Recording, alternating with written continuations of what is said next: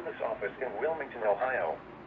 The preceding signal was a test of the weather radio station KIG, 86 Columbus, Ohio, public warning system.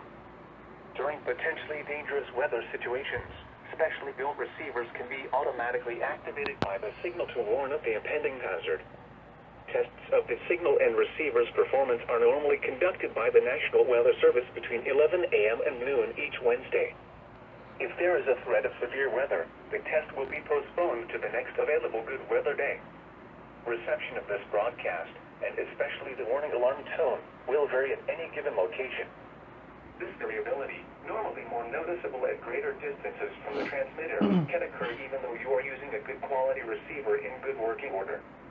The warning alarm tone will be activated for hazardous watches and warnings for the following counties: Champaign, Clark, Delaware, Fairfield, Fayette, Franklin, Greene, Hocking, Knox, Licking, Madison, Marion, Marl, Muskingum, Perry, Pickaway, and Union.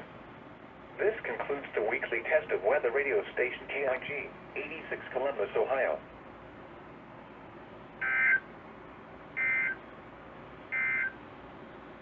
Now for the official National Weather Service for...